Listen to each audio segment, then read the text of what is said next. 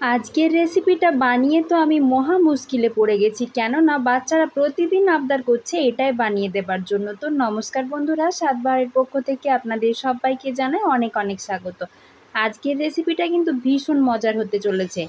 রেসিপিটা দেখার জন্য ভিডিওর শেষ পর্যন্ত কিন্তু আপনাদেরকে আমার সাথেই থাকতে হবে। তাহলে চলুন ভিডিওটা শুরু করি। সবার প্রথমে একটা বড় বাটিতে একটা কাপ মাপ করে নিয়ে নিয়েছি 1 কাপ মতো ময়দা।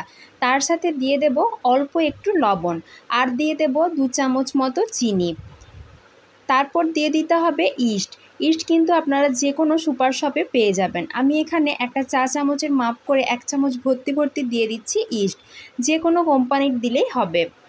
তার সাথে আমার এখানে লাগবে একটা ডিম। ডিমটা আমি ফাটিয়ে একটা বাটিতে নিয়ে নিচ্ছি। ডিম আর কুসুমটা আমি এখানে আলাদা আলাদা করে নেব। কুসুমটা আমার পরে কাজে লাগবে, আর ডিমের সাদা অংশটা আমার এখনই লাগবে। আমি আজ বানাবো একদম দোকানের মতো পারফেক্ট নরম তুলতুলে পাউরুটি। এটা বানানো এমনই সহজ যে কেউ দেখলেই এটা খুব সহজে বাড়িতে বানিয়ে নিতে পারবে। ডিমটা ফাটাতে গিয়ে কুসুমটা যেহেতু ঘেঁটে গেছে, তাই আমি এখানে পুরো ডিমটাই দিয়ে দিচ্ছি। আরেকটা ডিম ফাটিয়ে আমি ডিমের কুসুমটা এখানে নিয়ে নেব, যেটা আমার পরে কাজে লাগবে। এবার ডিমটা আমি মিশিয়ে দিলাম। তার সাথে এখানে নিয়ে নিয়েছি ঈষৎউষ্ণ গরম দুধ। আপনারা চাইলে এটা কিন্তু জল দিয়েও মাখতে পারেন, তবে সেক্ষেত্রে আপনারা 2 চামচ মতো গুঁড়ো দুধ কিন্তু এখানে অবশ্যই দেবেন, কারণ দুধের ফ্লেভারটা পাউরুটির মধ্যে খুবই সুন্দর লাগে। দুধটা কিন্তু অবশ্যই দিতে হবে। আমি যেহেতু লিকুইড দুধ দিলাম, তাই আমি এখানে আর গুঁড়ো দুধ কিন্তু দিচ্ছি না। এভাবে অল্প অল্প করে দিয়ে একটা মিডিয়াম ডো তৈরি করে নেব। এই সময় হাত দিয়ে খুব বেশি ডলে ডলে মাখার কিন্তু প্রয়োজন নেই। এই রকম করে মেখে নিয়েছি। এবার হাতের মধ্যে নিয়ে নিচ্ছি বেশ কিছুটা সাদা তেল। সাদা তেলটা দেওয়ার পরও হাত দিয়ে আবারও ভালো করে একটু মেখে নিতে হবে, তাহলে খুব বেশি কিন্তু ডলে ডলে মাখবার একদমই প্রয়োজন নেই। এবার ওপর থেকে একটা থালা ঢাকা দিয়ে আমি 1 ঘন্টার জন্য রেস্টে রেখে দেবো। এটা কিন্তু অবশ্যই রাখতে হবে, তা না হলে ইস্টটা কিন্তু অ্যাক্টিভ হবে না এবং পাউরুটিটা সুন্দরভাবে ফুলে উঠবে না। আমি পুরোপুরি ঘড়ি ধরে 1 ঘন্টা মতো রেখে দিয়েছিলাম, ফিরে এসেছি 1 ঘন্টা পর। দেখুন পাউরুটির এই ডোটা ফুলে কতটা বড় হয়ে গেছে। আবারও আমি ভালো করে একটু মেখে নিচ্ছি। কি সুন্দর জালি জালি হয়েছে দেখুন। এবার হাত দিয়ে আবারও একটু ভালো করে মেখে নেব, যাতে ভেতরের বাতাসটা পুরোপুরি বেরিয়ে যায়। এইভাবে পাউরুটি বানানো যদি একবার শিখে নিতে পারেন, তাহলে আর দোকান থেকে কিনে খাবার কোনোই দরকার হবে না। এতটাই সুন্দরভাবে বানানো হয়, আর বানানো ভীষণই সোজা। এবার এভাবে একটা বেলন চাকি নিয়ে নিয়েছি, তার উপর হালকা করে একটু ময়দার গুঁড়ো ছড়িয়ে নেব। তারপর দুটো হাত পরিষ্কার করে ভালো করে ধুয়ে নিয়েছি। এবার ওই ময়দার গুঁড়োটার ওপর এভাবে লেচিটাকে লম্বা সরু করে একটু পাকিয়ে নিতে হবে। আমি ঠিক যেভাবে দেখিয়ে দিচ্ছি সেইভাবে করে নিতে হবে। এটা মুখে বলার থেকে আপনারা দেখে নিন, তাহলে আশা করি বুঝতে পারবেন। তারপর এভাবে ঠিক জিলিপির আকারে পেঁচিয়ে নিতে হবে, আর সাইডের অংশটা এভাবে একটু জোড়া লাগিয়ে দেব। এবার একটা ডিমের কুসুমটা আমি নিয়ে নিয়েছি, সেটা এভাবে চামচ দিয়ে ভালো করে একটু ফেটিয়ে নেবার পর ওপরে এভাবে একটু মাখিয়ে নিতে হবে। আপনারা এই কাজটা চাইলে যে কোনো ব্রাশ দিয়েও করতে পারেন। আমি এভাবে চামচের সাহায্যে ওপর থেকে লাগিয়ে নিচ্ছি। এতে করে পাউরুটির ওপরের দিকে একটা সুন্দর কালার আসবে এবং খেতেও বেশ ভালো লাগবে। এবার ওপর থেকে আমি কিছু সাদা তিল এভাবে ছড়িয়ে দিচ্ছি। এতে করে বেশ সুন্দর দেখতে লাগবে, আর খাবার সময় মুখে পড়লে খেতেও বেশ ভালো লাগবে।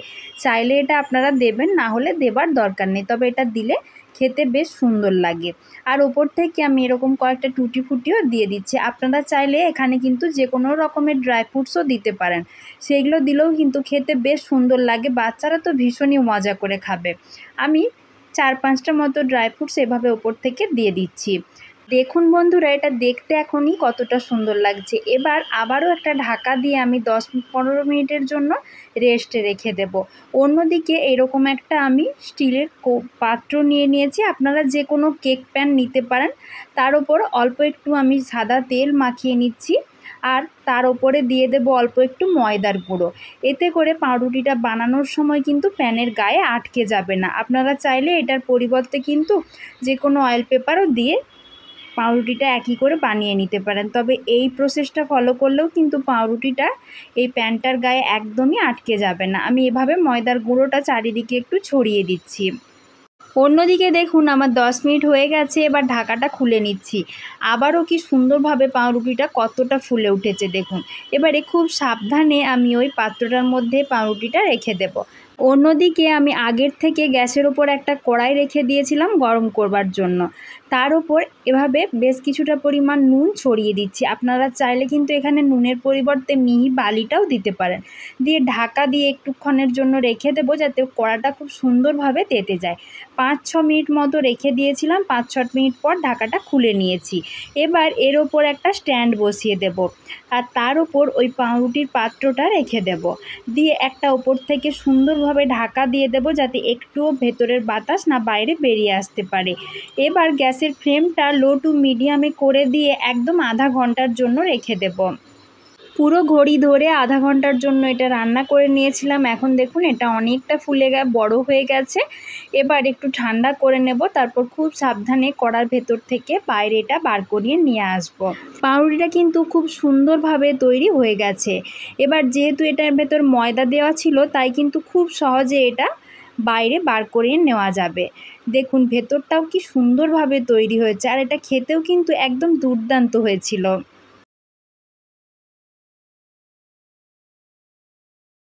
আমি আপনাদেরকে একটু পাউরুটি ছিঁড়ে দেখিয়ে দিচ্ছি। দেখুন ভেতর থেকেও এটা কতটা সফট আর দেখতে কতটা স্পঞ্জি স্পঞ্জি হয়েছে। খেতেও কিন্তু দারুণ হয়, কেউ ধরতেই পারবে না যে এটা বাড়িতে বানানো। একবার বানালে সবাই কিন্তু বারবার বানানোর জন্য অনুরোধ করবে।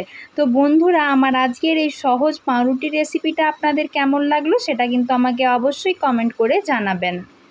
আমার আজকের রেসিপিটা যদি একটুও আপনাদেরকে ভালো লেগে থাকে, তাহলে অবশ্যই একটা লাইক করবেন, আর সবার মাঝে বেশি বেশি করে শেয়ার করে দেবার অনুরোধ রইল। আর চ্যানেলটিতে যদি নতুন বন্ধু হয়ে থাকেন, তাহলে চ্যানেলটা সাবস্ক্রাইব করে দেবেন এবং পাশে থাকা নোটিফিকেশান বেলটাও কিন্তু অন করে দেবেন, যাতে চ্যানেলের নতুন রেসিপি দেওয়া মাত্রই সবার আগে আপনার কাছে নোটিফিকেশান পৌঁছে যায়। আজকের মতো এই পর্যন্তই। খুব তাড়াতাড়ি আবারও দেখা হচ্ছে নতুন কোনো একটা রেসিপি নিয়ে। ততক্ষণে সবাই ভালো থাকবেন, সুস্থ থাকবেন। এতক্ষণ পর্যন্ত আমার ভিডিওটা দেখার জন্য সবাইকে জানাই অসংখ্য ধন্যবাদ। দেখা হচ্ছে নেক্সট ভিডিওতে।